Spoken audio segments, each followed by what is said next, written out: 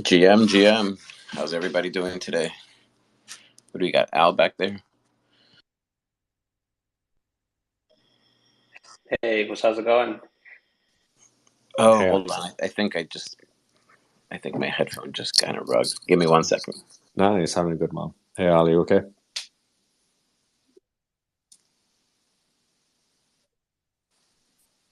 All right, I think I'm back. All right, I see. All right, awesome. You're good, man. I'm just busy bringing people up from the stage. Mr. Henry, good morning, sir. Good whatever time of day. Good evening. It's evening by me. It's great to see you, bro. It's always a pleasure, my friend. Isn't it always good morning in NFT land? That's my understanding. Yeah, Yeah, yeah, yeah, yeah. yeah. Back in the day, like when I first came in, there was a period of time where we were using good now because it would kind of relate to wherever somebody might be, like evening, afternoon, morning. We'd be like good now. Uh, it did not catch on when the masses came in. I was gonna say Yeah, that you're pretty OG, so we're talking at least year and a half, 2 years ago. What are we talking? yeah. Just about 2 years ago. Yeah. Yep. And it didn't quite, it didn't quite catch. So GM it is, my friend. GM. GM2. Yeah, yeah, yeah. That's a good little backstory. I think we're still waiting for a few people to roll in. I see April's got here. Crusher, what's going on, my friend? Not much. It really is GM for April. So I hope she's got her coffee. I got mine. And good morning, Henry. Good morning. Good morning. And apologies if I have any loud background noise. It's kind of raining where I am, and I'm pulled over on the highway, so like on a rest area kind of place to not be super loud. So apologies if it Well, sounds I, weird. I appreciate you doing that for us, dude. You're such a legend. Are you Oh, are stop. you East Coast? Because I'm East Coast, and I think Yep. it's pretty bad over here. Yeah, I'm down in Florida, and it's pouring. Yep. New York. Yeah, yeah. Yeah, up Buffalo area. So we're getting actually they're calling for like a little bit of snow tonight, but I don't think it's gonna accumulate in any way. But um yeah, it's that time of year where it starts to get a little weird. Yes, sir. Yes, sir. April, are we ready to get started? I think she's going to do a little recap of what's going on in the Little Nouns. We do a little update, a weekly update, and then we'll get into Henry. We'll get a little chat going. We got a couple other people from the Little Nouns community, and we'll get them chatted up here as well. And so if you're good to go, April, I'm good. Yeah, let's do it, GM guys. Hope everyone's all good. It is absolutely morning for me, so just getting the coffee on the go. But I think it's going to be a good show. So, as you might have gathered already, we've got Henry from Cyber Kongs on the show today, as well as the guys from Little Block Party, and I think SQ is going to jump in again and give us a run through of the latest on Prop House. So, yeah, before we get into the meat of it, I'll just give a little run through of what's been happening in Lil Nouns since we had the first show a week ago. And this is all courtesy of Lil Sands newsletter. So big shout out to him. Let's dive in. So let's kick off. NNS has only got 2 days remaining for you guys to go and claim your domains if you have the matching ENS. So essentially, this is the nouns goggles that can represent your .eth domain perfectly. So if you're making transfers, basically go and proliferate the meme with the noggles. And if you do go and claim, you can also go and claim the proliferator status in the DC. And then you have, I think it's literally 1 day left to be entered into the pre-mint draw for a load of prizes, including some Nouns coffee, a few nouns, and a load more stuff. So if you want to go grab that, if you have an ENS and you want to go grab that, I'd really recommend you go do it before it gets opened up to the public. And next, Prop House Round 9 has now closed. The winners have been chosen. You guys all voted. So there ended up being 6 winners, all awarded 2 ETH each. And yeah, SQ is going to jump on a little later and talk us through who won those and what's happening next. And then on chain, so Prop 66 is currently live. So this is for Lil Sadden's newsletter for 13 ETH to take it right through to the end of November. So if you haven't already voted for that, I very much encourage you to go and do so. It's got just under 24 hours left, I think. So yeah, go and get your votes in if you haven't done so already. And then finally, we'll round off with Datapod, who have just released 2 new June dashboards. One for the Lil Nouns Prop House, and then one for Lil Nouns to visualize like voting power, delegations, and delegators. So yeah, if you're interested, definitely go and take a look at those. There's some really great insights. Yeah, I think that's all for now. I'll just finish up with a little reminder to go down to the bottom right and retweet the space if you haven't done so already. Cheers, guys. Yeah, thanks for that reminder. Yeah, if you're out there listening, you have some friends. I know we had quite a bit of people set reminders. If you want to just send out retweet the room, that would be fantastic. And we'll get going with Henry. I know we have a SQ coming up, and we have the people from Little Block Party. We'll get into that. We'll start off with you, Henry. Welcome again. Thanks for coming out to the show. Really appreciate you. Anytime, bro. Happy to be here with you.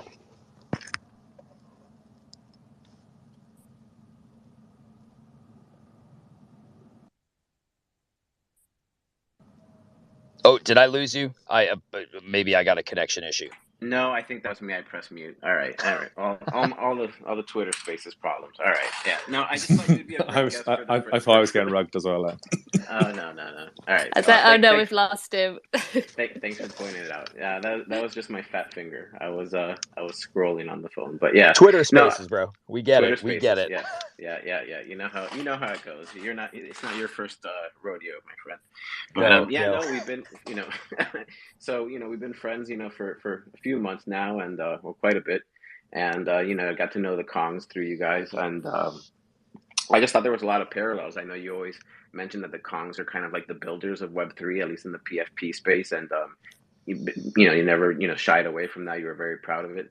The Nouns community is a community of builders, so I thought there was a lot of parallels, and we could kind of touch into some of that, things that you've been doing in the Kongs, some achievements, things that have worked, things that haven't worked, maybe some advice. But before we get into that, for the people who don't know you, maybe we'll get a little bit into you, how you got into Web3, how you got into Kongs, and then maybe we'll talk a little bit about some of the innovations, technology, community building, things that we can learn as a Little Nouns community of builders that we can learn from the Kongs. Yeah, absolutely. And again, thank you for bringing me on. Anybody who maybe doesn't know us, like we've been friends for, dude, I feel like it's probably 9 or 10 months now. It's been about that, yeah. And the funny thing is, when April was going through your community announcements, it's funny you said about the Little Nouns being builders, because as she was going through them, I was listening to a lot of things that frankly I'm not familiar with within your ecosystem, but I was thinking how interesting it is when you have a project that has an ecosystem, how different it is than something that's just a flash in the pan, because all of the things she was referring to were, I'm assuming, parts of the ecosystem that, like, to an outsider, I didn't fully understand. But to the people that are here, they were probably like, oh, yeah, I know exactly what she's talking about, because you're building things out. And in a lot of ways, that's when I say it's very Kongish, Kongs have been around for a little bit. It is Kongish. It is Kongish. I'll tell you that, my friend. So just to give you a little idea, behind it, instead of having a centralized, where the founders and they have a vision and whether they execute a roadmap or whether it's not a set roadmap, you still want to proliferate the brand and get it out there. And that could be many ways, whether it's technology based and people make these apps, or they make different systems that makes things easier in Web3 technology, which is probably becoming more and more important as a lot of the PFP speculation and flipping has kind of subsided with the market. It could be people that are into communities and in comms, whether it's Twitter Spaces like we're doing. They can do newsletters like April read earlier. There's all different types. There's in real life events, which I know that you go to many in real life events. We also support types of charities and things like that. So we proliferate our brand. So basically, all the treasury money that's collected from the mints and they're in these auctions come into a treasury. And anybody that wants to contribute to the Nouns ecosystem, they can just make a proposition to be funded. And so it's not really different, except that it's basically kind of a grassroots grounds up approach as opposed to you know, having a mint and having, you know, more of a centralized organization. So that's a little bit, that's, I probably butchered that a little bit, but I hope you, you know, No, understood no. kind of the idea. I caught on. I caught on. No, that's actually fantastic. That's a great organic way to start building from within. And, you know, that was, I think a lot of the success of CyberKongs was because of the actions of the community. You know, to go back to sort of the original, not question you asked, but without going like super deep into who Henry the Grape is, actually referring to myself in the third person is probably totally egotistical. But my name is not Henry, and I always named my PFP Henry.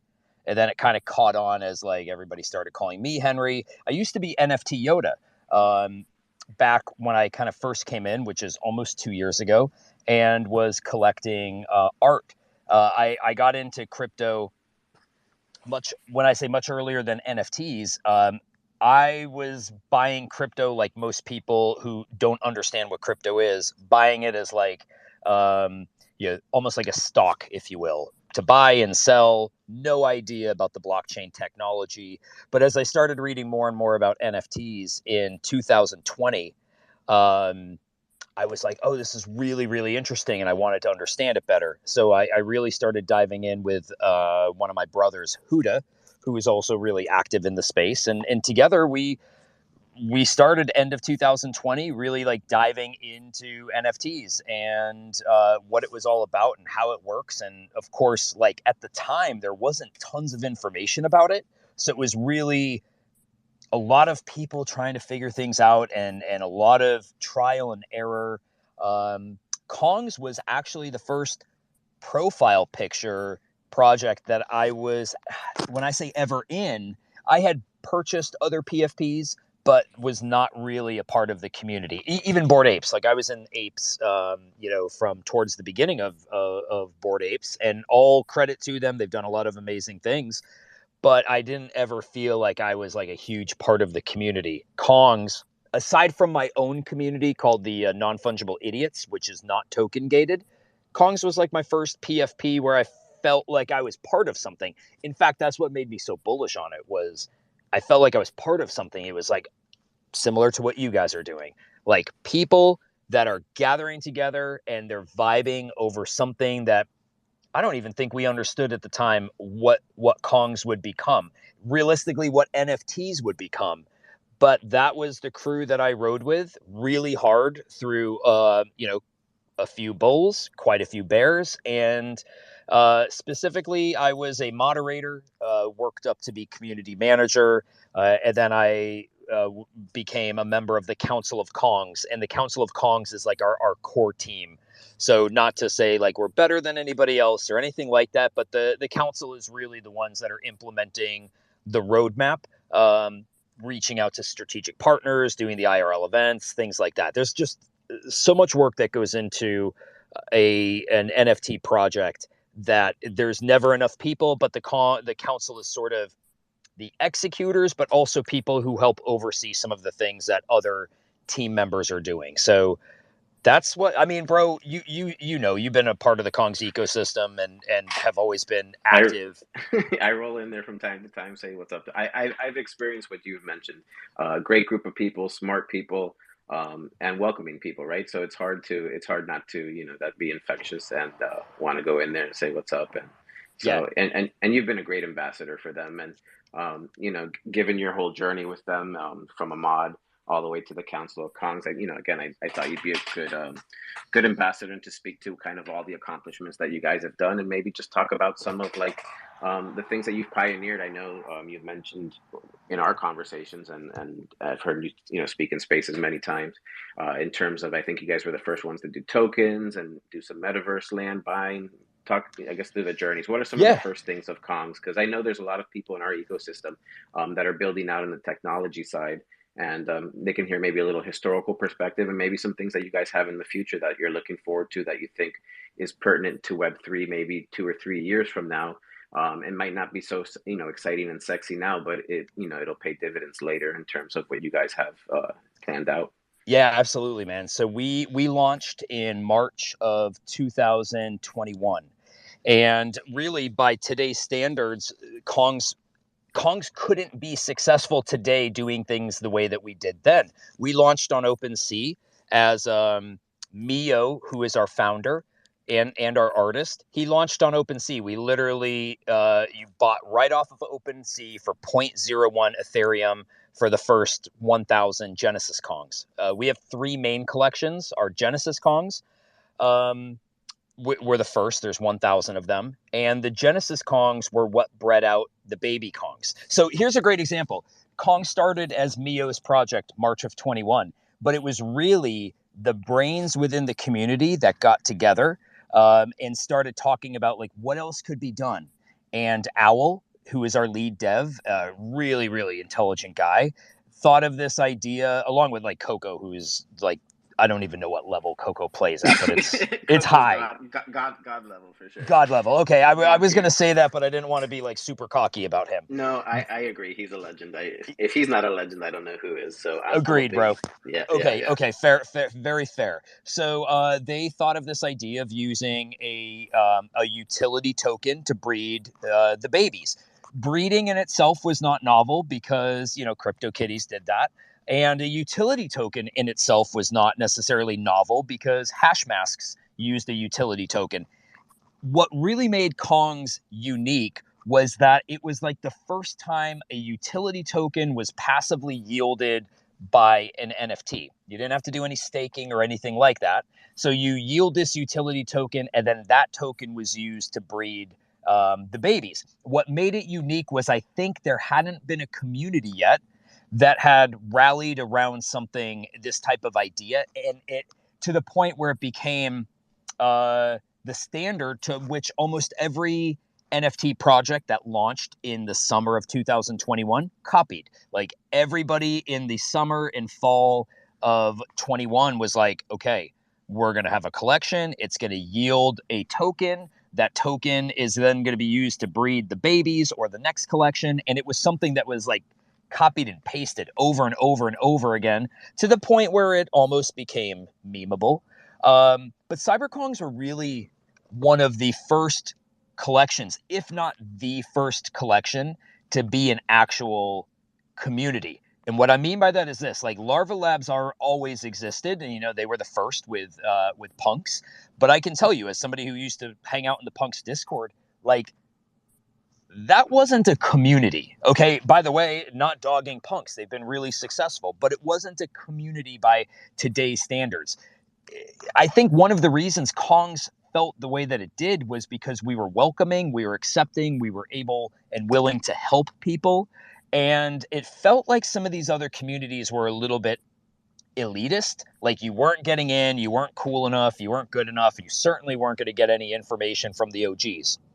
That's why I think Kongs, who did have, by the way, a lot of founding members that were punks.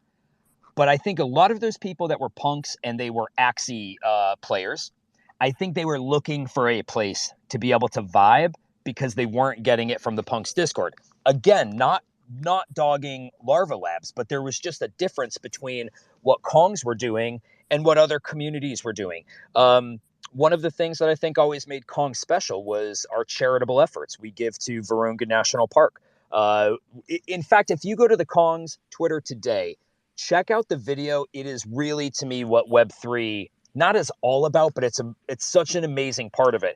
Our project raised millions of dollars for Virunga National Park, which is in the Congo, and that money was used to help fund a crypto mining facility on Virunga National Park, and those mining rigs give them income at a time where the park is closed because of war.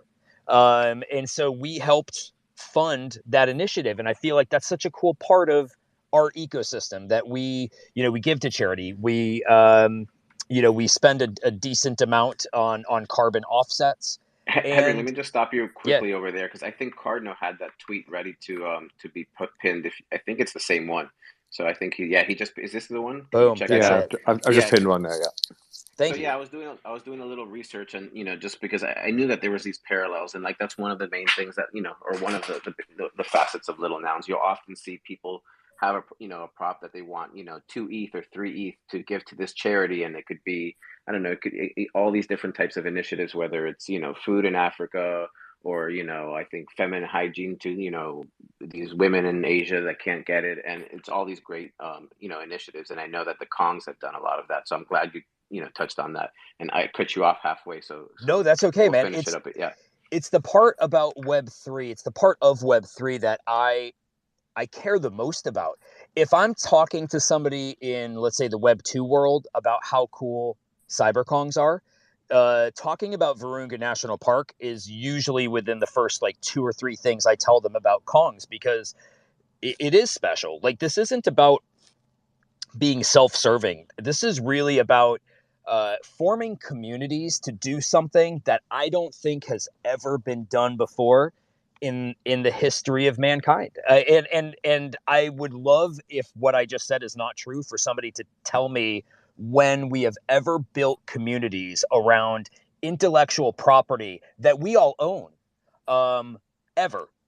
And it actually becomes something like tangible, something where people actually get together in real life over it, and something that's actually created value, not just for the founders of the project, but for the people within the project. And by the way, by value, and this is something I've been really trying to put a lot of thought into lately, by value, I just don't mean monetary value. Like, there's so much more value that can be derived from these communities than just, hey, how much did I make off of it?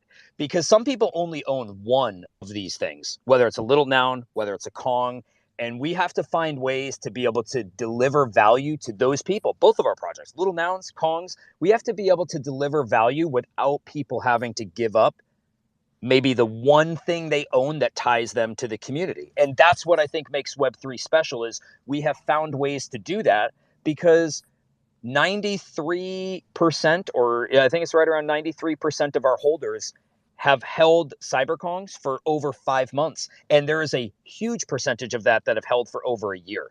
So we have had the ability to bring people in our ecosystem, retain them without them selling their asset. And I think that's remarkable in and of itself. Yeah, that's a great point, that adding the value without having to sell, right? So there's other things outside of just buying and selling. So April, you had your hand up and you've been waiting patiently. Did you have a question for Henry or something to add? Yeah, I was just wondering about Virunga National Park and how that came about. Was it you guys decided, okay, we want to contribute in somewhere, we're going to go out and look and make a short list and then decide, or is it someone from the community said, look, I know of this national park, I think it would be a great fit. I'm just wondering how it gets from Virunga National Park in Congo to being like supported by cyberkongs. Yeah, no, it's a great question. It was Mio, our founder, who started this with literally no idea that he would even sell out.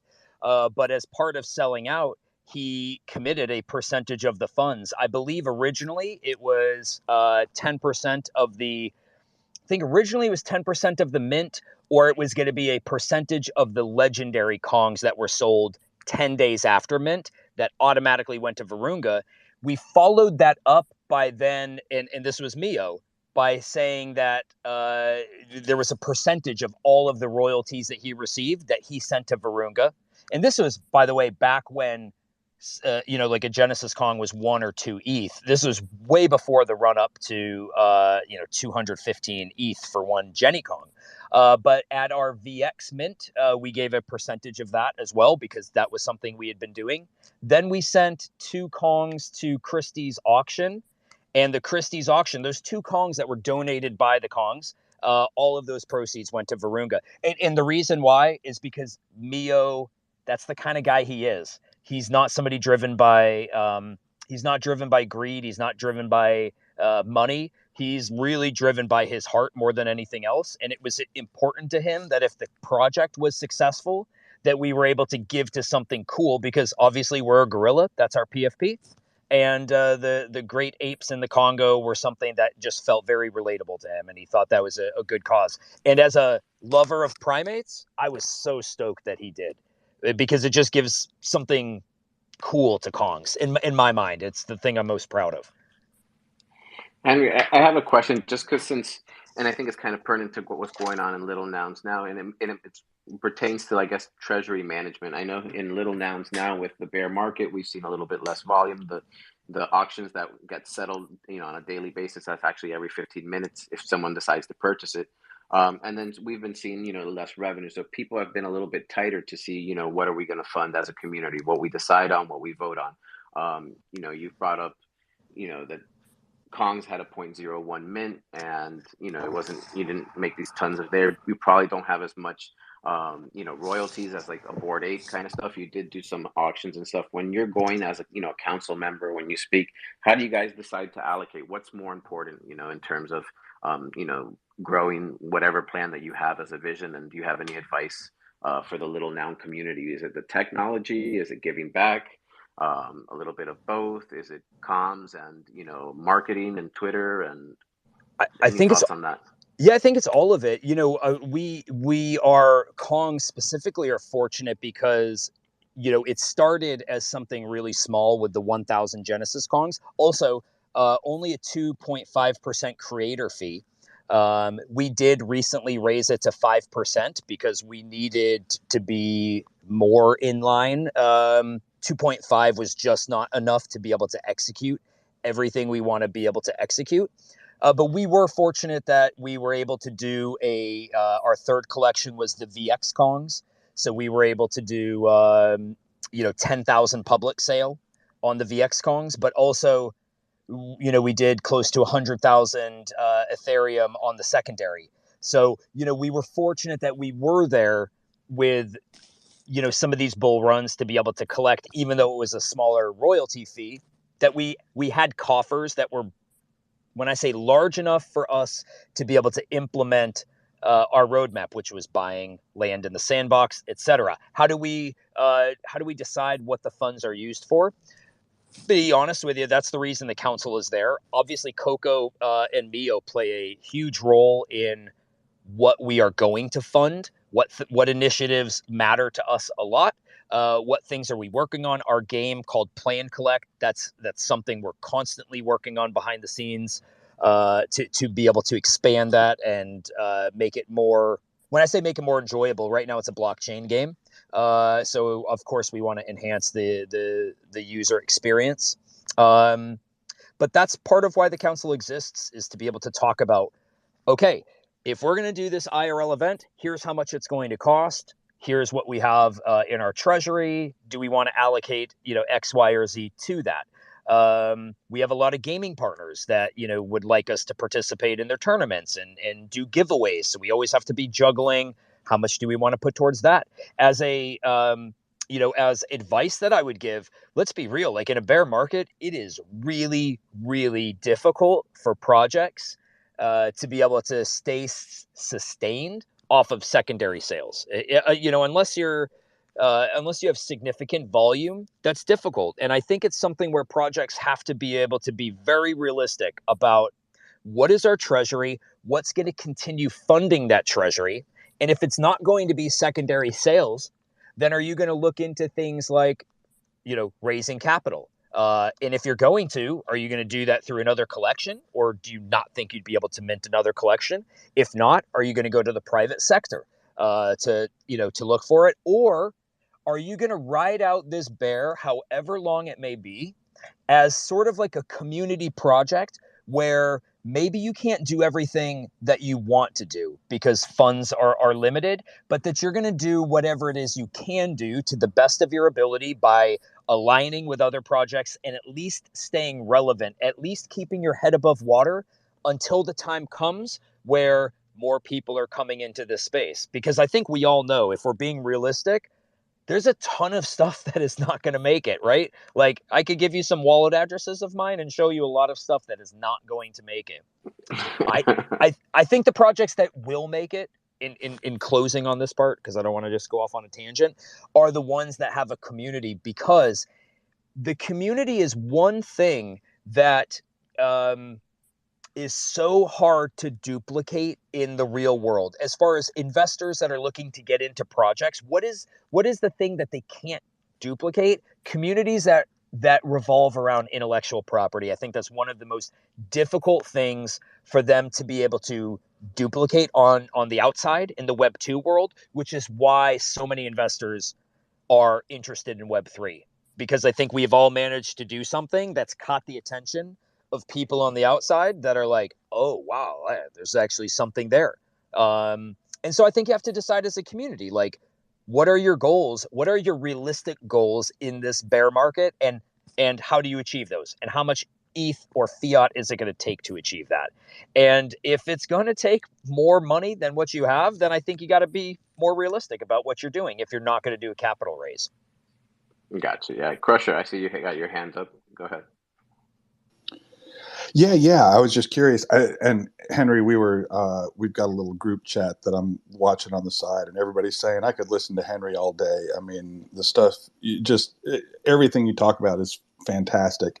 Oh, thank you. I wanted to ask just what your thoughts are, because you've mentioned just the weight of having IP rights, and obviously Nouns and Little Nouns by extension are CC0.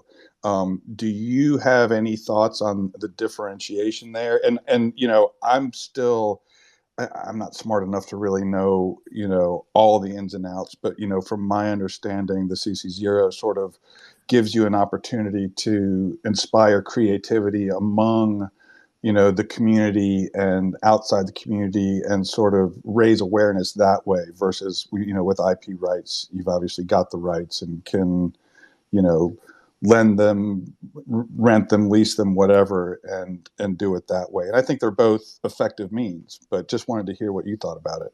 Yeah, my stance on like CCO, CC0 is, again, this is just one person's opinion. So I think whatever the project starts as is what it should be, unless it goes to like a community vote. And I know, I think it was Moonbirds that changed their IP rights not halfway through, but months into it. And that was something I was like a little vocal, at least in my circle of people, that I said I didn't agree with it, because there are some people that are that the IP rights are a really big deal to them. So to change that, even though some people may view it as a positive thing, there may be somebody in the community that doesn't. And I thought that was a little bit odd to do that. So I think CCO or CC0 is actually really interesting, even though I have not seen a use case where I was like, oh my gosh, that is the thing that makes CCO so amazing, that person did X with the IP and they didn't even own the IP, but because of CCO, they used it. It was successful. It's great. So I think from that standpoint, like, I have not seen a use case that dropped my jaw over it, but I'm also realistic to understand it's going to happen. So let's use, for instance, so Kongs are not CCO. We have commercial rights to our Kongs. It's not exclusive. So, for instance, and the difference between that is I could use Henry the Grape to do, let's say whatever I want. If I want to brand some headphones with it, cool. But actually, let's go a different direction. Let's say, because I like lore. So let's say I make a story about Henry, and Henry is the nicest grape in the Kongs universe, and he's so giving and blah, blah, blah. But Cyber Kongs has a different story and a different version of Henry in their universe. They aren't wrong to make Henry a villain. If they want to make him the bad guy, they could, because I don't have exclusive rights. So with CCO, I think, the cases that I remember right after it happened with Moonbirds, people were talking about how terrorists would use, CCO, and, terrorists, and I think drug dealers was a scenario that I saw. And I'm thinking, like, I can't imagine either one of those groups putting a whole lot of time into using like a Moonbird or any NFT for that matter, the intellectual property. I don't think that's a great example. But if somebody was to take Henry, and there's been times like I've let people use Henry in their universe. If somebody was going to take Henry and start an ice cream stand out of it, and they were successful with it, I think at the end of the day, personally speaking, I'd be cool with that. Because if Henry could help somebody else establish some sort of income business, whatever, and that was successful, I feel like that only ultimately drives more value back to me as the owner of that NFT. So I feel like from that standpoint, CCO is really cool. Goblins did it. Goblins. When Goblins were in our video for our releases, for our addition to our game called The Claw, there was Goblins in our video. The Goblins founder reached out and was like, I love this. This is so cool. Now, we happen to own the Goblin, or the guy that made the video did. Either Kong's owned it or the guy in the video that made the video owned it. I can't remember. But he's like, oh, this is so cool. This is what CCO is all about. And I was like, yeah, that one's actually ours, but I'm totally with you. Like, that is what it's all about, and that's cool. But that one in particular is ours. And he's like, yeah, that's cool that it's yours, but like, we would be cool with it even if it wasn't. So I think from that standpoint, like, CCO has a lot of potential. I have not seen anything yet that has blown my mind with it, but I know it's coming. And then when it happens, I think I'm humble enough to realize, like, I don't know everything in this space. And when somebody does something cool with it, that's good for a lot of people who are passionate about it. And I think that might be a good segue. I know, like, what's important, yesterday is not necessarily, important what's, today. And we do have, builders in the audience, people that are going to be listening to. What are some things that Kongs has down, the pipeline that maybe you can speak to?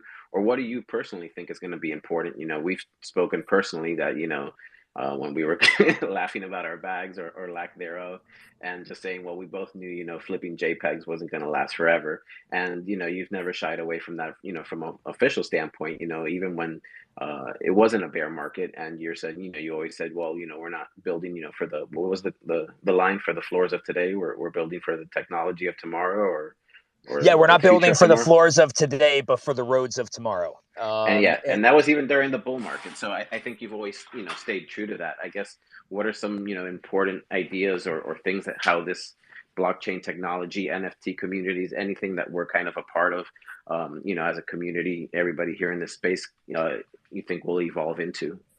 Yeah, I think so. Somebody brought something up to me the other day that I thought was a not a great summary of Web3, but it was just one more thing that makes Web3 useful. And this is something like, after this spaces, like, if you put a little thought into it, it'll start to make even more sense. Because right when he said it, it didn't click all the way. But he said Web3 reduces communication costs, which, at when you first hear it, it's like, well, yeah, that of course it does. I'm somebody who then has to, like, go back and think about it a little bit more and really understand, like, what does that mean? Even though we all understand what I just said, we all understand what that means. But go back and think about it 2 hours from now, when you're in that headspace of, like, I'm thinking about Web3, not in a Twitter Spaces. And I was like, I totally understand why this is going to be a big thing, Web3 in general.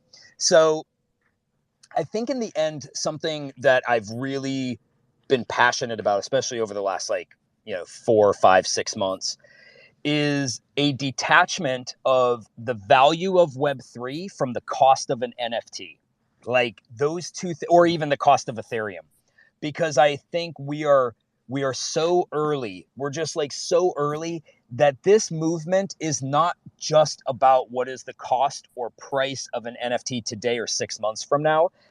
I think a lot of what we're doing in this space is being in the correct info stream to be present as the space evolves, to be able to get into those things that are going to be successful. Because, again, I think 99% of NFTs go to zero. Personally speaking, I do not put Kongs in that category. And that's not because I'm on the team. It's because, well, maybe it is because I'm on the team. Because I see what we're doing. I see the people that are contacting us.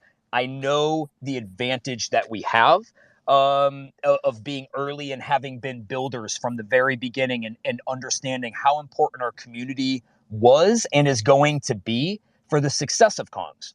But to the projects out there that don't have the same kind of head start that CyberKongs had, I'm like, focus on the community. Focus on the things that you have control over, the bonding of the community, the organic growth of the community. Because as a community, if you are around and in the correct info stream as this space adapts as we change, that's where I think we will all find more success as we go forward. Because, like, make no mistake, this space is going to look different in ways that we don't even know, but it's going to look different as the months and years go on. And I feel like if we can stay in the right info streams, we're going to be there for whatever that thing is that's going to rocket us to the next level. And I think we're incredibly early, because we're still having to explain this in, like, most of us don't have like a completely tangible way of explaining this yet to a stranger. And the barrier of entry is still kind of large, even though it's getting a little bit easier, it's still quite large.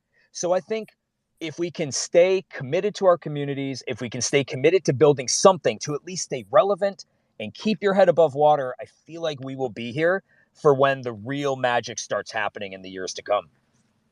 Nice, well said.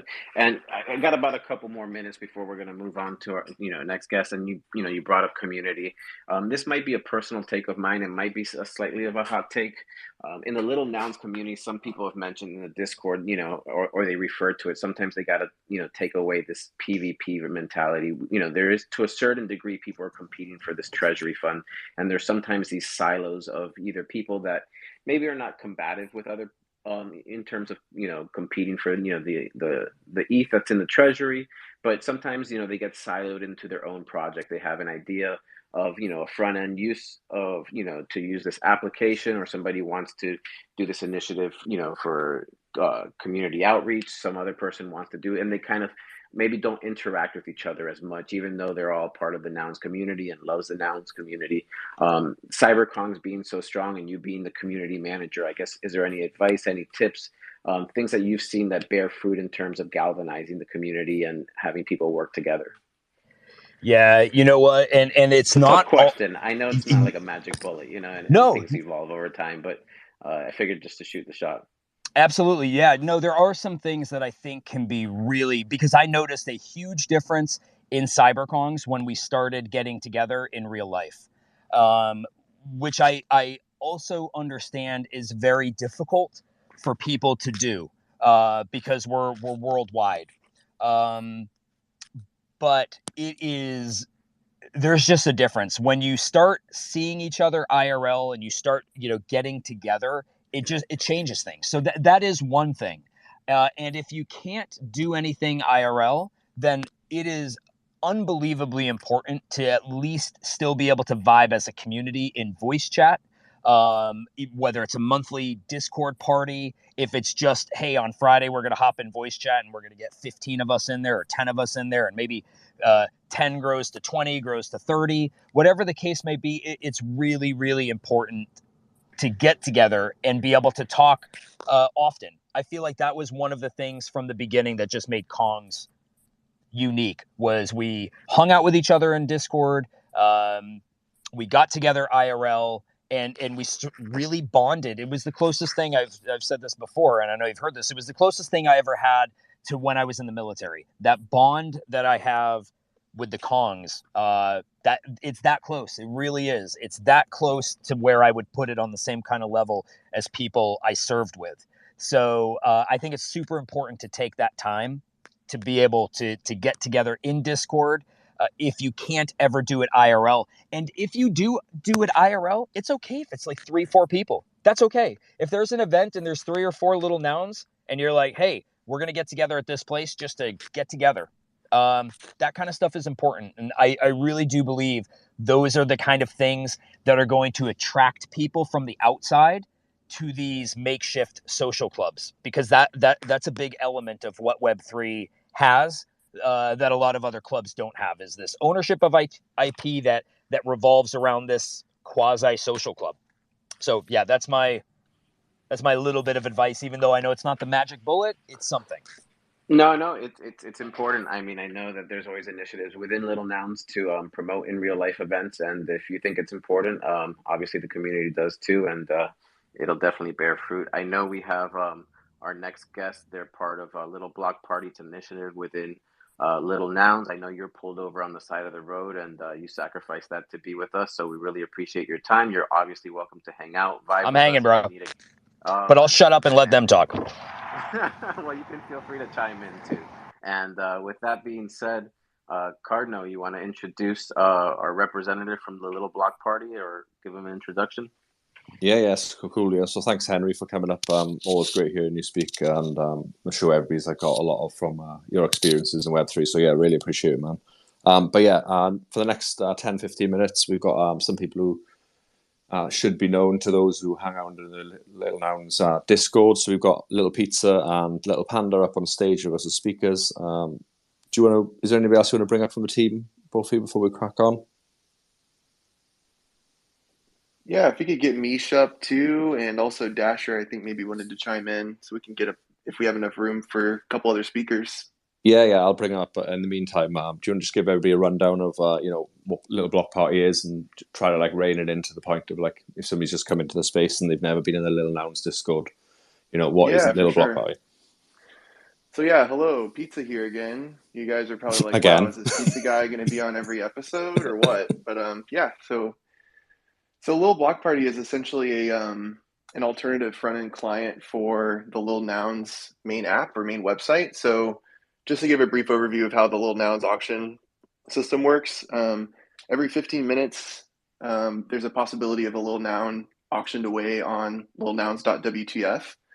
So whenever that demand slows down, like the auctions have kind of been a little bit slower lately, that kind of presents an opportunity for people to settle on a random little noun. So basically how it works is there's a settle auction button, and when you press that on the main client, just on the main app, every Ethereum block holds kind of a new random potential little noun. So essentially when you're pressing settle auction, you're just kind of choosing, you're just rolling the dice like, okay, I'm just going to get a random little noun on this particular Ethereum block that my transaction goes through on. So the purpose of a little block party is it kind of gives you a window to peer into each of those blocks. So you can just sit and hang out and watch each Ethereum block go by and see the potential little noun for that block. And if you see one you really like, you can smash the settle transaction button or settle auction button rather. And if you get in fast enough, you can get in your transaction quickly enough, then you're able to actually choose which little noun goes up next for auction. So it's kind of a fun little gamified app that makes it a little bit more interesting and kind of adds a little bit more, well, I guess a little bit less mystery in some ways, and maybe some people would argue that's less fun, but I think it's super fun because it kind of gamifies the whole process, and it kind of allows you to like snipe, so to speak, the little that you think looks super cool. So if you're super into, like I see Mike down there in the audience, he has this really crazy mouse, nice little Michael Rat PFP with red eyes. He sniped that one from Little Block Party. So yeah, it kind of allows you to like find your forever PFP a little bit easier, I think. So that's kind of the elevator pitch for Little Block Party. Yeah, so if you basically don't want to wait around for another auction, you can just jump on Little Block Party, use the system you guys have put in place, you guys and girls on your team, and then try to like say snipe a traitor you really want to rock. Yeah, for sure. And I mean, gosh, I've definitely like missed some really sweet ones. Yeah, there's also like if you're on the desktop version of the app, like there's even a little feature that that Mish actually she can come up and speak to it too, but it lets you like tweet out a little eulogy for one of the Lils that never was. So I think it's a fun app, and there's a lot of creativity that went into it, and kind of most of the fun is like just the origin story too. So just to kind of give a little brief backstory, um, Invon Pence, who's not here, Nick, he's our Solidity developer, and he kind of had this idea for this app like a month before any of us started talking about it, and he started building a smart contract and kind of a basic front end, and then suddenly like we had Little Panda putting up an idea for a prop idea, just kind of with this loose concept of like a trait sniper, and I ended up kind of going off of that and putting up something up on the prop lot, which is our ideas section on the lilnouns.wtf website. Kind of with something similar, just thinking it'd be cool if we could like do a hover state on the button to see the next little noun. But each kind of idea wasn't really quite what the final form of the product was. But lo and behold, Nick kind of comes out of nowhere and is like, "Yo, I've actually been working on this for a month. Like, here's what I've got," and that just created this like kind of like a jump start to this project. And we ended up syncing up with this other developer named Bulford, who was essential for building out the front end of the website. And me, she's in the audience, and think she's a speaker now. If we can get her brought up, if she's not up yet. She's a designer and is amazing and just had a lot of great ideas for the design. And we've got another person in our crew, Lil Donut, who worked on some of the copy. I just kind of helped with ideas and just really wanted to see the project through because I'm kind of newer to web development and blockchain development, and just thought it'd be a great kind of learning experience. So a little bit of apprentice, a little bit of an idea guy, a little bit of a promoter, if you will, support person, and kind of just wear a lot of hats with this project in particular. But and then we also got Dasher, who's recently joined, and he's helping out with some of our social media strategy too. So yeah, we got a really cool crew, and I think it really exemplifies like the value prospects of Lil Nouns, because like it's just a fun community to build in. Like we all just kind of met organically, I guess trustlessly, as Panda likes to say, and it just kind of, I don't know, I just feel like it was a little bit of a lightning in the bottle situation, and we've all just been kind of amazed at what it's turned into. But I'll turn it over to whoever wants to speak next from the group. Yeah, thanks, Pizza. Thanks, everyone, for hosting us. Yeah, I was listening to the previous segment with CyberKongs, and the main thing I'd like to share about Little Block Parties is I met Lil Pizza, I met Mish, I met Dasher all less than a month ago. And in less than a month, we were able to build this sort of layer 2 on top of Little Nouns. And we did it in a way that we earned ETH, all of us, and we met friends. And so now I just feel like I've got a great team with me, with Pizza, with Mish, with Dasher, with Envon, and all this happened in about a month.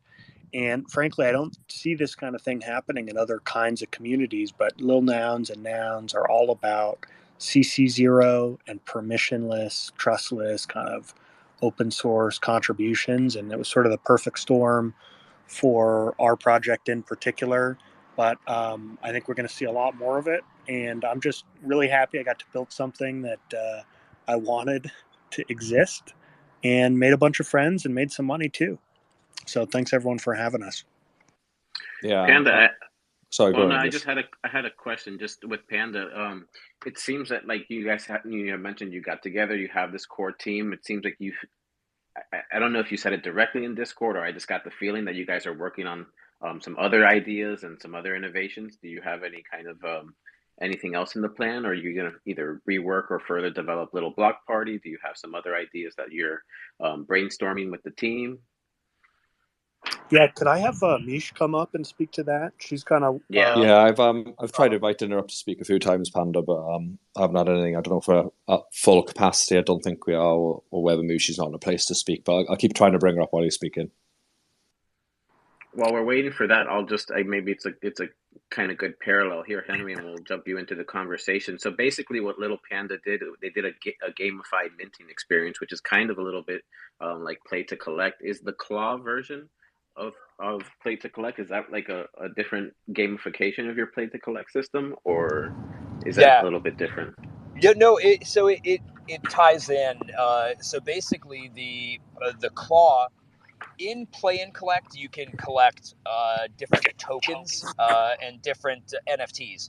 So the claw is something that if you get a ticket, or if you get shards and you craft them into a ticket, you have an opportunity at the claw using Chainlink VRF to win an NFT. But like anywhere from goblins to baby Kongs to Genesis Kongs, there's over 1,300 ETH worth of NFTs in the claw. So it's like a leveled up. It's an expansion to Play and Collect, but it's an experience where you don't have to pay to play and Collect. Every day you can use a VX Kong to go on a free run. You can win a ticket, take that ticket to the claw, and potentially get a Jenny out of it, or a VX. It's pretty cool. So. I guess the reason I brought it up is just because, as Panda said, they kind of changed this kind of minting experience. Would you say that the gamification of it has added any type of more interest or more involvement in people? Because that's kind of what we're hoping to do, to get people more involved, and hopefully by gamifying it and making it more fun in the acquisition phase, it'll increase engagement. 100%. It is definitely, yes, without a doubt, people are enjoying it. It got a lot of hype behind it. Part of what we have to do as these building communities, we have to figure out how to get we always have to figure out how to get better distribution. And the cool thing, if that was Panda that was just talking, when he was chatting, it was like, yeah, dude, that energy, that exactly what he's talking about is what is going to make a project successful 1000%. It literally starts with that exact feeling he's describing. Some of us got together. We wanted to build something on top of the ecosystem. We did. We made a little bit of money off of it. We made some friendships out of it. And now we're moving on to the next part of what we want to do. And that has such a snowball effect. We just have to be thinking of ways to be getting outside of our own ecosystem so we're not in an echo chamber. Now, don't get me wrong. It is super important that people within the ecosystem really like it above all else. But then it's how do we use that experience to get people out of our ecosystem? But I love hearing exactly what he was talking about because it shows genuine affinity for the community. Yes, sir. Yes, sir. Thank you very much. Did we get Mish up here? Yeah, we got Yeah, Mish. yeah. How we doing? Sorry, I was on desktop and I was very confused. They really need to sort that out. Yeah. Well, hi everyone. I'm Mish. And yeah, I've met my new best friends that I talk to every single day. I guess was it a month ago? Really? Feels like it's been like a while. I don't know. We all talk every day. My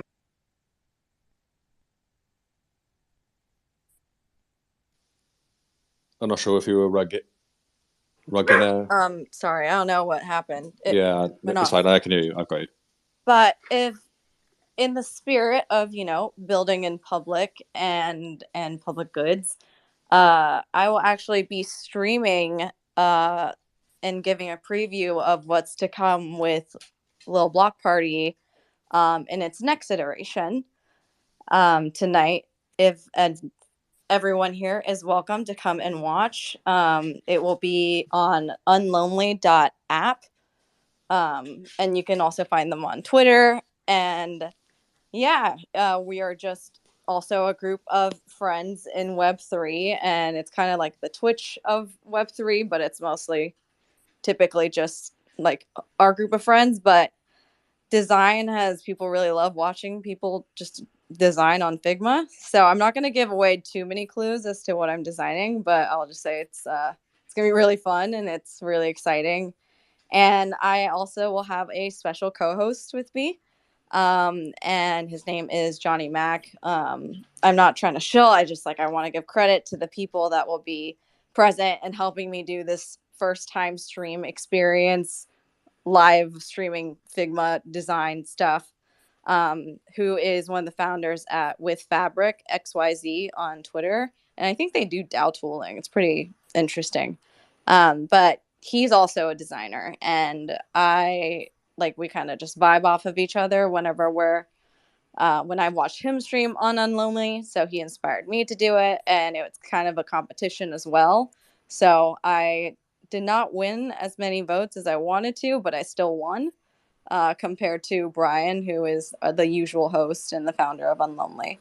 But yeah, everyone feel free to join 7:00 PT, unlonely.app, and the chat kind of just goes off. Like you can see how engaged this community is of a really tight-knit group of friends of builders.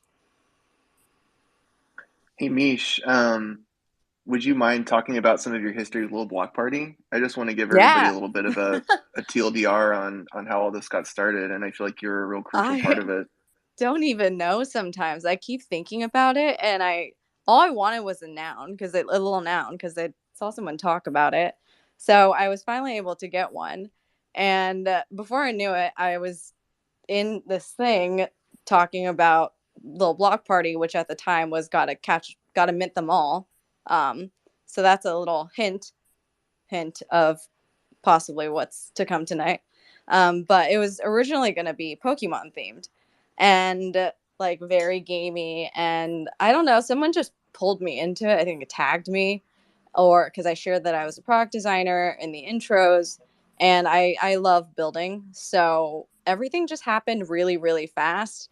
I think within like the first day, I was like, okay. And then I just went on Figma. And then I forgot, was it pizza or donut that watched me like for hours just on Figma as I was designing like what you see right now um, for a little block party. But there are still things we need to add to it, more delight. And also, it's a really great place for people to start off their journey, given how big of a name like Lil Nouns and Nouns are, mainly Nouns, but Lil Nouns for the rest of us who can't afford the Nouns.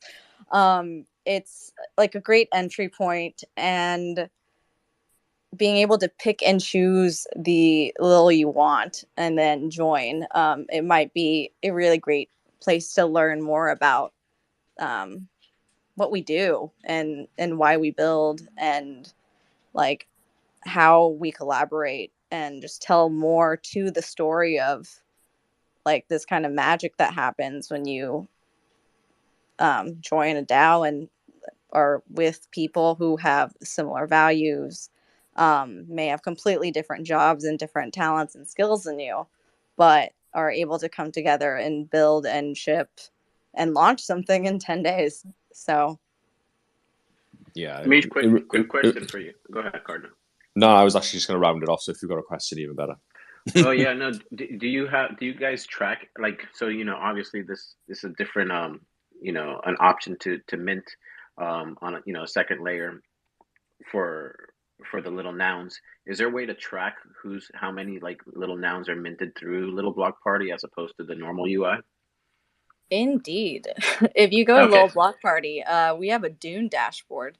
So, Okay. since we launched, we've brought in 8.79 ETH from Little Block Party, and there have been, I'm just reading the stats right now, 203 snipe attempts. Because it used to go really fast. I think it's a little slower now, so people can get what they want. And 65 auctions. And I think Pizza mentioned also that you brought in somebody in the team. I think it was Dasher to get out some more comms. Have you had any troubles getting people to be aware of it? I think it's sometimes easier in the front end when you have a prop up.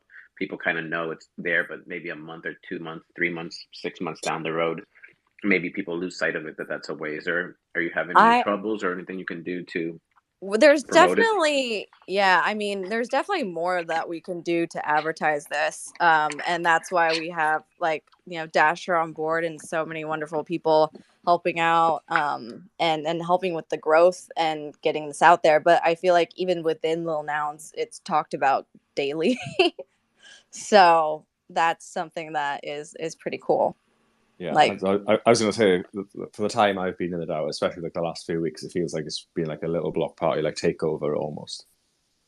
yeah, I think I'm not sure. Someone can correct me if I'm wrong, but I was told this was the first product built, like a product, like a digital product that's built from Lil Nouns DAO that's external. I don't know. Somebody's going to have to come up and until somebody corrects us, we'll just go with that, I think. Yeah, I have no idea, but I mean, my experience has been just great because I like I found a little family of pandas and pizzas and donuts and Dasher. I don't really know what your head is, but I'm glad I'm not the only one. So and that you Yeah. guys are yeah. Yeah, Dasher, you want to come up and speak to your experience with Little Block Party, man? I want to make sure you get a chance to talk too. Mish, I'm Yeah, sorry if you definitely. had anything else to share before we let you go. I Yeah, just know definitely. times of the essence I here. I just gotta say, like, I really am very grateful for these people that I guess I've only known for a month. Um, I recently got hacked and I didn't know what to do, and they were the only ones that I could reach out to, and they were there for me, helping me um, go through this panic attack. And like that's just kind of the magic that comes out of like, collaboration and building authentic relationships. So I just want to say thank you to my team and grateful to be a part of this. Amazing. I think we got Dasher up here as well now. So Dasher, you've recently been onboarded onto the team, I believe. What Little Pizza was just saying there, to help with. I think what you said was like marketing, social media management, that sort of thing. Is that right? Yeah. I'm gonna be helping with marketing and branding. I haven't really been helping too much with social media management, but content and putting content together for us to get out on socials. I've been helping with that. Yeah, I seen the tweet you put out just as our spaces started, or just before the little block party. Twitter put a tweet out like a little infographic for this spaces. I'll try and find it now. I think you designed that, is that right? Yeah. I designed it. I made it. Shortly before I posted it. It was real quick. I thought Misha was gonna make one, but she ended up being busy, so I just knocked it out real fast for us. Yeah, I think it's pretty cool as well. I don't know if you guys in America or wherever you are around the world have this thing. We used to have like all like teletext on TV. In the UK we used to have it like pre-internet, and you used to be able to go on your TV and like find out like football scores or whatever over just like over cable, and it sort of like gives me those sort of vibes. So just pinned it up. What a reference, God, no. Is it only me and you, April, who are probably going to get that? I have zero idea. I think so. It was crazy. It was like back in the day. You could like book your like holiday to Spain on it and everything. Am I right though, April? Is that the vibes you're getting as well? I see the vibes. I like it. It's very retro. I like it a lot. So, Dasha, just before like we shoot off, because obviously we got cut off last week because we went over time. We had like a big megaphone come down on us. But what's it been like working with the team? Have you found like integrating with them pretty smooth? Obviously, they seem like quite a tight knit group, but obviously they're quite accommodating as well. Yeah. It's been pretty fun. I like it. Everybody's motivated. Everybody's committed to building like a really good product that's beneficial for like the overall Lil Nouns ecosystem. And one thing I want to add I like about the team is everybody understands their role, knows what they're good at. There's no real micromanaging per se. So that's real cool. Yeah, fair. Crusher, I see you got your hand up there. Do you want to jump in? Yeah, I just wanted to provide a testimonial for these guys. I've grabbed a few Little Nouns off of Little Block Party, and it's so much fun. The site's just addicting. I mean, it's so much fun to sort of cycle through and see what you could mint, what you've missed. That my frog that I'm rocking was a direct result of Little Block Party. I was hunting for either a frog or a duck. Really, I don't know why. I just like them both, and the frog came up first, and I like this guy, and he's cool too because he's got frog green glasses too. So he's got a nice vibe to him. But I just think what you guys are doing is great, and Dasher, glad to see you on the team, man, and I think, this is, and to Henry's point too, this is sort of one of the use cases of CCO and what you can do and how you can build around it and just how cool it can be. So it's a lot of fun. Yeah, definitely. And I think if you ever want a sort of a glow-in report as like a design sort of perspective, whether your UI works well, if Crusher can sort of manage to use it, then it's pretty good. Cardinal. That's I would be angry if it wasn't true. So appreciate it. Speaking of usability, I wanted to throw out a PSA for anybody who's wanted to tinker around with the app. So buried the lead a little bit, but the website is Lil Block Party, LILBlockParty.wtf. And I highly recommend using the MetaMask mobile app if you can, because if you use the browser, I just noticed it lets you send the transaction a lot faster. And we also have some documentation on kind of best practices for using on desktop too. But yeah, for anybody who's just kind of wanting to try it out, I'd highly recommend the MetaMask mobile browser. It's kind of your first try. Some alpha. I would call it easy mode at this point. Yeah. Little Block Party alpha. Little Block Party alpha. Yeah. As someone who sniped a bunch of them and has used the app a whole bunch, just from my finding, I was literally walking around Disneyland when I was on vacation with my family a couple weeks ago. And I was just sniping littles on the block, like on their kind of janky Wi-Fi, and it worked great. So I think that's a good testimonial for the app as well, right? Yeah, 100%. Well, yeah, thank you very much, Mish, Pisa, Dasha, and Panda for coming up and explaining that. Appreciate it. Yeah, thanks for grabbing us. Not wanting to be like cut off at the end. I know we've got a little bit of time left. We've also got a couple more guests we want to bring up. We've got them on stage already. So we've got SQ behind the Little Prop House banner there. And we've also got, or we did have, I can't find him now, but I think he's gone. Little Saturn April, has he like dropped off? Yeah, Saturn had to jump. Unfortunately, he got rugged by Twitter, so he's going to join us another time. Okay. Do you want to just sort of? I know you mentioned at the beginning of the show. Do you want to just give him a little plug maybe again before SQ talks to the prop? So what he was going to speak about anyway in terms of like his prop, or you're happy just leaving it? Yeah, I'll just give everyone a little reminder that Little Saturn's prop is currently live on chain. I think it's got just under 24 hours left, and it's for the newsletter. And that goes out every Sunday, and it is what we use on this show to give you guys all of an update on what's been happening in the Little Nouns ecosystem, because it's such a good, concise guide to what's happening, a really good resource. And yeah, he's looking for funding to some retro funding, and then to take it through until the end of November. What I would say about this is I think it's great for everyone now to go in and get updated. But what I actually think is fantastic is people are going to be able to look back in a year, 3 years, 5 years, and have those points of reference each week on what's been happening, who's been building. So yeah, I think it's a really great initiative. And if you haven't voted already, please do so. Yeah, 100%. And it's important to note as well that he did actually get this on-chain funding put through, didn't he, a few weeks ago? And then unfortunately, because of a turn of events, he's had to like resubmit it. So hopefully that goes through as well, and he gets the funding he deserves. So yeah, SQ, you're up for the tail end of the show as you were last week. We appreciate you coming up. Prop House round 9, was it? Successfully passed. A little bit of controversy was there at the end. I can't remember. Give us a rundown. Yeah, I suppose there is. Yeah, you guys just want to make me nervous. Know that like I'm actually up against the hook that is going to pull the plug on me. No, I'll do it Micro Machine style. First off, Little Block Party, fantastic group. It was magical. I was there when Mish entered. I just kind of it was magical. I'll leave it at that. And Kong's probably one of the communities that I really wish I was a part of that I'm not, and I really don't know why. Was at a breeding party with in the PCC. Caught the tail end of it. It was like the wildest thing I've probably done on the chain. Like it was insane what was going on in there. So much fun. Dude, I just have to say this. I'm so glad you were there. That was literally one of the most fun times I've had in Web3. It was wild. Henry, just to give you some background, so he rocks a per or normally as his PFP. So he's a Carlini the purrs and all different things. So that's part of our friends group. I told them we should probably invite him over to our friends group over there, doing such hardcore things. I don't have time for anything outside of I know Discord. That's like they're like, hey, we're gonna get rid of the Discord. I'm like, I'll never find you guys again. It's over. Love it. So glad you were there though. That was an amazing event.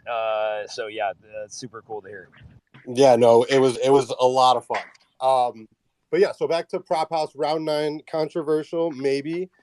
Couple different ways. The tie, and normally tie, we're actually going to be putting up a snapshot on this to solidify what we want to do as a community for how ties will be determined going forward. Previously, as in last round, ties went to the person who had submitted the prop first into the Prop House round.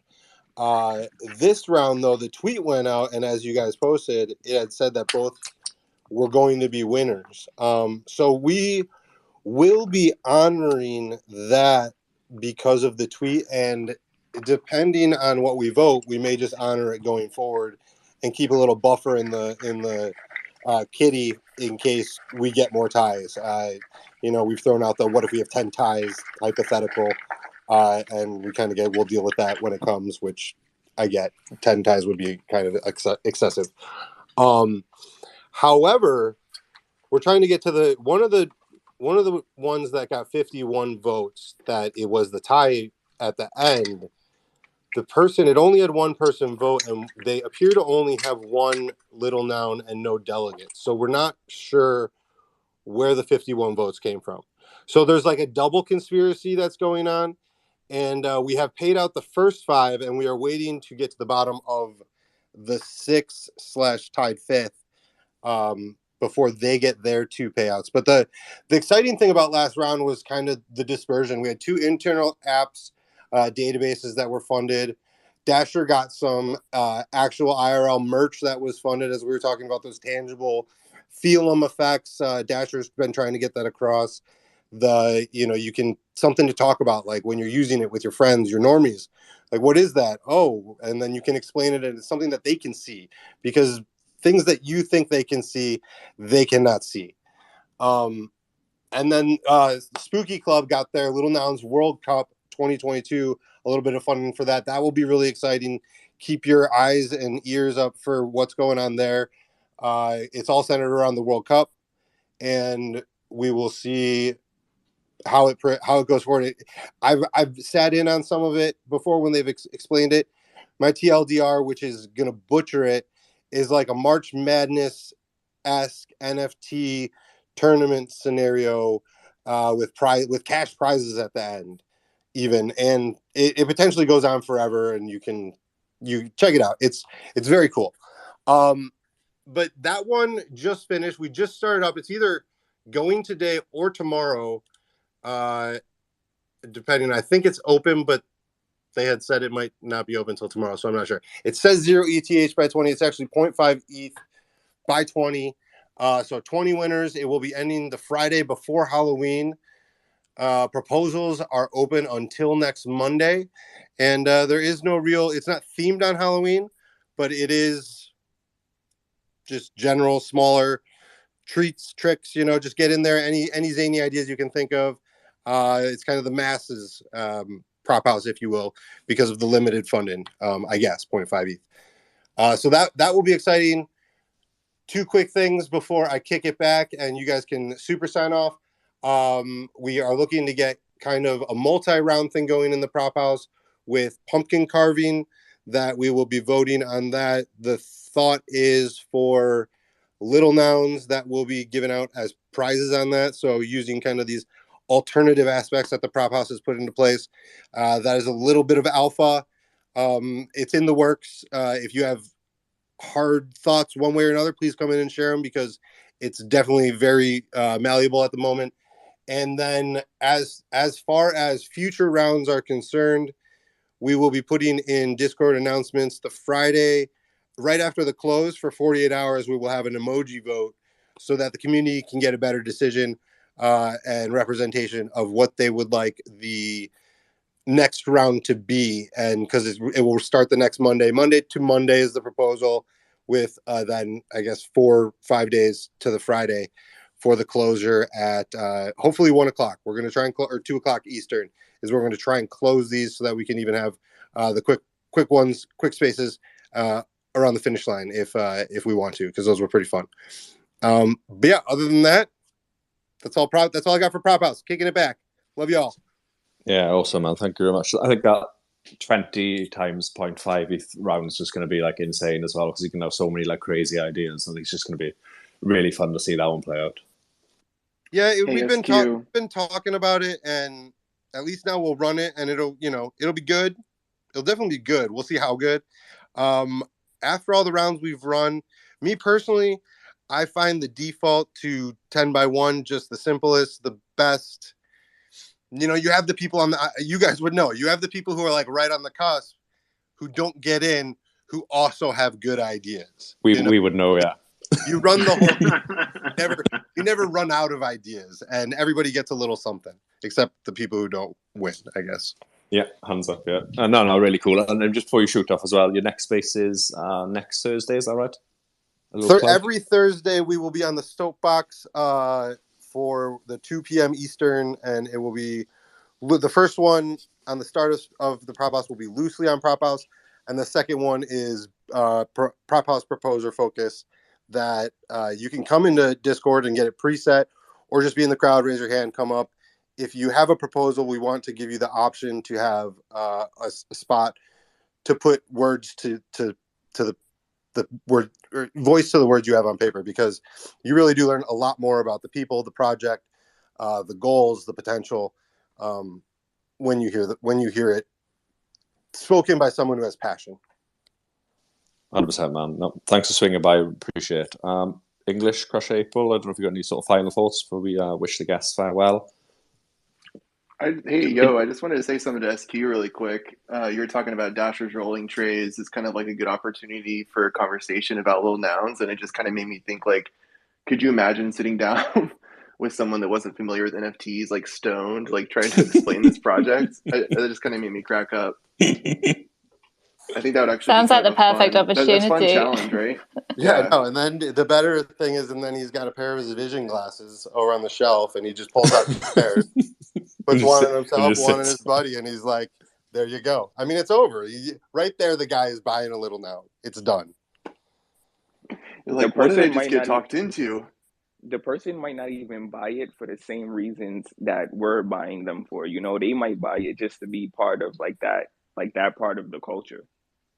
100%, yeah, definitely. Cardinal just had a quick question. Did we have anybody that wanted to come up, or maybe we should invite if anybody had a quick question for Panda regarding Little Block Party, or wanted to pick Henry's brain, or just come up and chill with us? Did we have a minute for that? Or are we yeah, so we've got nobody requesting, but if you want to request, stick it in now. We got 9 minutes. We've probably got about 5 minutes because we have to leave early because there's another space is starting straight after hours on here. So if you do have something you want to ask or any burning questions, stick a request in now. If not, head on over to the Little Nouns Discord. You'll find everybody who's sitting in the audience here generally sits in the Discord all day as well, and they're more than happy to talk to you about what they're doing and what everybody else is doing as well. So, no, I don't see anybody else requesting English. I think we're all good. All right, just wanted to thank Panda for coming up, Pizza for coming up. Henry, always a pleasure to hear you speak. Thank you for taking time out of your evening to come hang with us and not only speak about Kongs, but hang out with us for the rest of the evening. You're always great, my man, and thank you, bro. Have you as a friend, buddy. No, I just want to tell you, thank you for bringing me on. You guys, what a fun community, engaged. I love it, man. It sounds really cool. So thank you again, and looking forward to talking to you again in the near future. Absolutely, man. Have a great evening. Yeah, thanks everybody. Mish, Dasha, everybody else who come up as well. We'll see you at the same time on Monday, 6:30 p.m. EST. Crusher, April, if you've got any last comments, I will close it down after them. No, Thanks, just everybody. Cheers, guys. It was a good show again. And yeah, looking forward to next week already. Have a good one. Yeah, and I'll say the same thing. Thanks, Henry. Thanks, Little Pizza, Dasher, Mish, everyone that came up. Appreciate it. Have a good evening. Goodbye. Later, guys. Bye. Bye.